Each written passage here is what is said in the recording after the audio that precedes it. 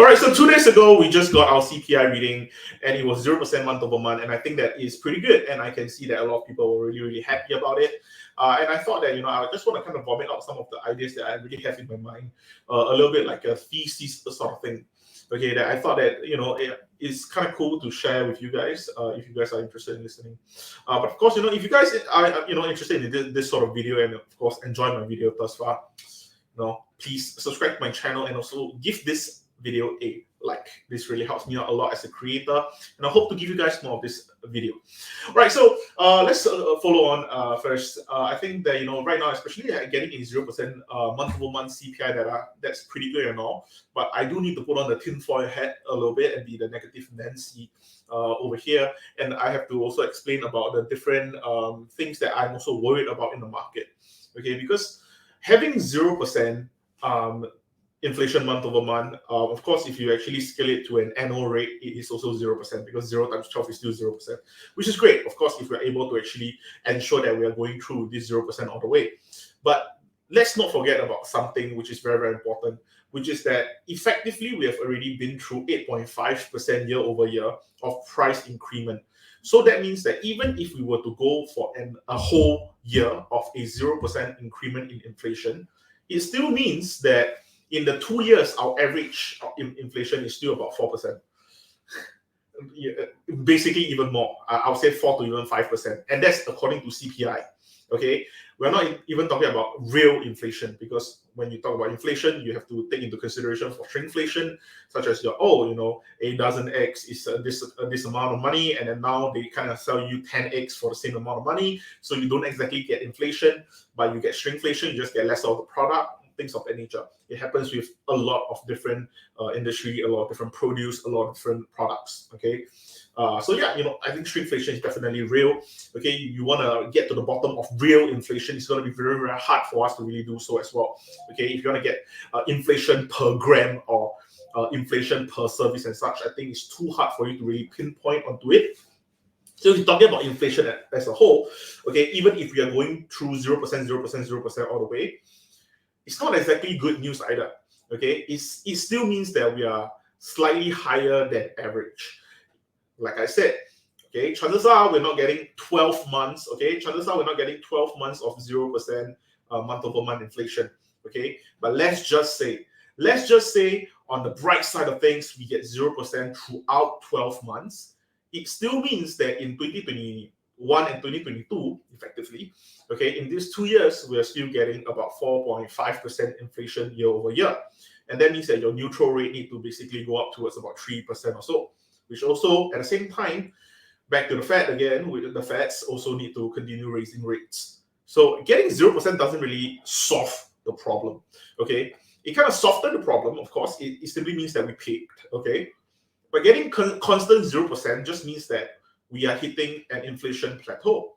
Okay, so that's definitely going to be a concern in the market. I do believe so. Okay, and I think that, of course, if you want to take into consideration on top of that, okay, if we start to see deflation, okay, deflation is going to be a little bit more interesting. Okay, because right now, ultimately, we think of it from a 2020 point of view. Okay, inflation should actually increase 2% annually. Okay, that's the normal rate of increment. And I think that in order for us to have a normal 2% rate of increment for inflation, that should also mean that our deflation should actually come back down to about a negative 6%. Okay, so we basically need to get a deflation of 6% for us to actually get back to 2021 prices. Okay, you can come down by 4%. Okay, and then we can get back to 2022 prices. Okay, those are actually solid. Those are good prices that we can actually get behind. Okay, but for us to actually get a 4% reduction, okay, you have to think of it from oil perspective. Of course, for oil prices, we desperately need oil to come down a huge amount. Okay, just looking at fuel oil alone for the recent CPI, even though the WTI basically dropped like 30%, fuel oil just dropped by 11%. And I don't want to say that 11% is not a huge deal. It is. But if you're looking for energy as a whole sector, it was about like 4.6% or so. So just dropping 4.6% for energy after increasing for like 38% in like 3 or 4 months, dropping 4% isn't exactly something that we need to, like, be superbly happy about. Of course, it's nice that we are seeing a turning point, okay, which is the ultimate point of this video. I want to talk about the turning point. Okay, people probably, some of you're asking me, oh, okay, Jeff, do you think that this is going to be a turning point? Do you think that we're going to be entering into into a bull market? Do you think you're going to be shaving off your beard because we're getting into a bull market? But I would personally say that, of course, not financial advice. But honestly speaking, I am very, very unsure right now. Okay, as much as I want to be behind everyone saying that, oh, that's great, we are definitely going back to the moon. Okay, you can go onto your risk on assets again. I don't see it happening. I don't see it happening immediately. Okay, because I'm not sure if it's just my anxious personality as well.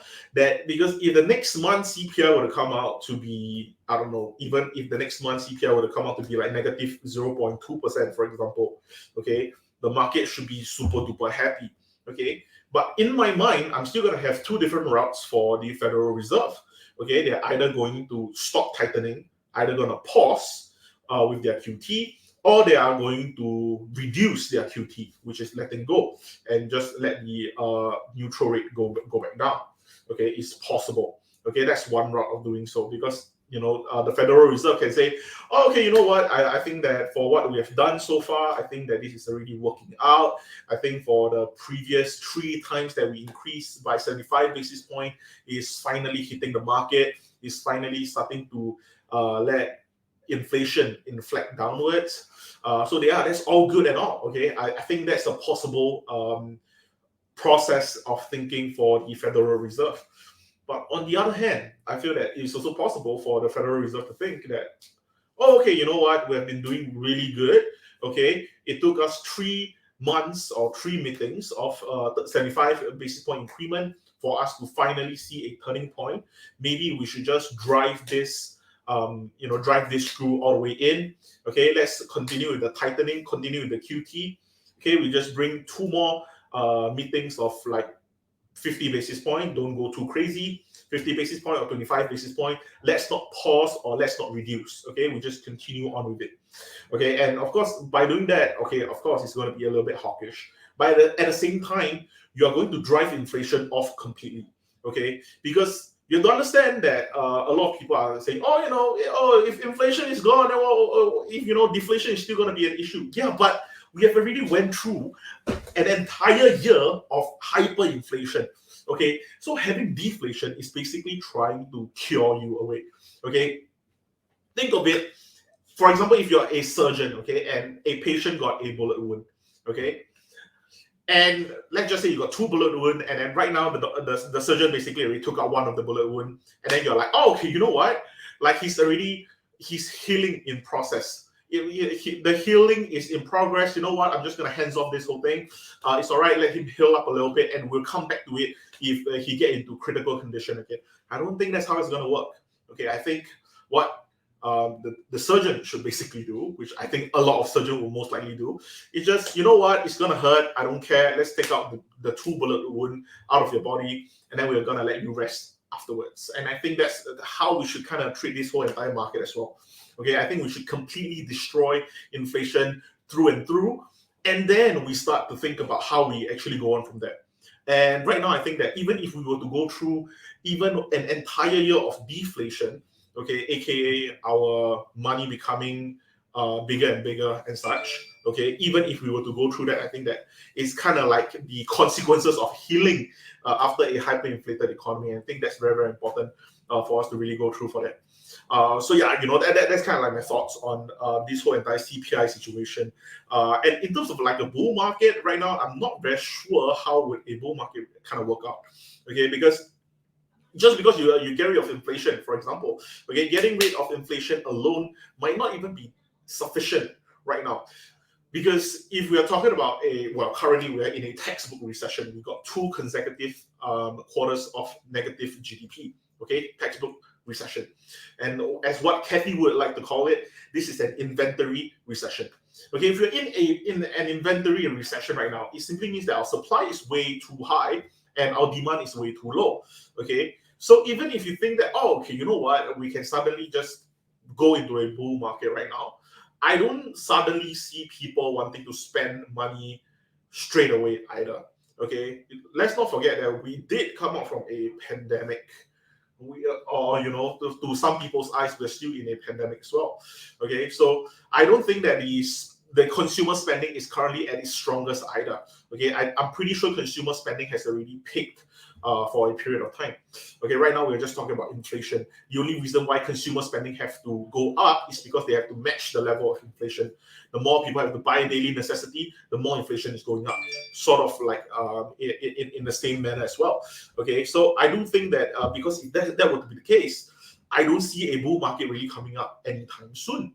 Okay, I don't see a bull market suddenly, having a sudden inverse of demand where people basically think, oh, you know what, I want to go overseas 3 times a year, starting from maybe like 0 times in 2022. I don't think that's going to be happening. Okay, I don't see people suddenly thinking that, oh, you know what, I'm going to just buy a lot of houses and start to work on all my furnitures. I'm going to work on the renovations. I'm going to work on the window fittings. I'm going to work on all these things. I don't see that happening. Okay, and right now, people are also talking about how the real estate bubble is also happening right now, which is also a possibility. Okay, and I think that because of all these various concerns that is lying overhead, I feel that there isn't really a clear path to a bull market, as what we saw back in 2020. Right after the pandemic happened. Okay, like about a month after, everything was up. Okay, people had money, people wanted things. Okay, it was a clear path simply because when you actually get the readings out of it, okay, people were stuck at home and people wanted to spend money. Okay, people were dying to spend their money on anything because if you're stuck at home, you're unable to travel, you're unable to do a lot of things. Basically, all the money that you have already collected, that you have already achieved, and you kind of want to spend it. Okay, and when you're stuck at home, there's a lot of changes that's going to happen. Okay, you might want to change your bed, you want to change your computer setup, you might want to change a lot of different things. Okay, and that's why all these things kind of get a huge influx of demand. And I feel that those were a clear idea of why we had a bull run. And let's not forget that also with a lot of injection of cheap money. Okay, but of course, during the process of injection of the cheap money, I think that a lot of us were really well versed with the consequences that's going to be coming, which is a hyperinflated economy. I think that it was well talked about, especially back in the late 2020. And I think that was very, very evident that, we definitely saw a huge issue with hyperinflation happening from 2021, about like the mid of 2021, all the way to the end of 2022. That was when we start to see, oh no, all the cheap money is starting to come back and bite us. And yeah, I think that because of that, right now, I don't see a clear path. Okay, I think if we can get rid of the whole real estate situation where people are steadily buying into real estate again, people are steadily renting real estate again, people are getting the demand back. Okay, I'm not sure if there's an actual data for consumer spending minus inflation. Okay, like consumer spending getting rid of the reason for why they're spending too much due to inflation. Because if you're able to actually calculate that out, if that data were to actually go up, I think that would be one of the single most important contributor to me thinking that we will go into a bull market. Because I think consumer spending right now, I think, would be one of the most important things. Right now, I don't see demand suddenly having an inverse reaction, just because inflation think about it this way, okay? Just because BLS told you that, for the month of July, our inflation is 0% month over month. You're not gonna suddenly just go out of your way and just buy a new computer or something, okay, or just buy a new table because it's 0% inflation. Okay, you're not. Okay, demand is not solved. Okay, the change of demand is not solved, and that's still going to be a continuous problem until we fix this. Then we can get into a bull market, and that's just my thoughts. Okay, again, not financial advice. I'm not sure if you're gonna watch all the way until this part, but like I said, okay. I think that it's not going to be a clear path, but of course, I don't want to be the negative Nancy over here. I feel that getting 0% month over month is definitely a huge step forward into dealing with inflation. Okay, because we haven't seen 0% inflation in a very, very long time, and I think it's very, very needed for us to actually see a 0% inflation year over a 0% inflation month over month.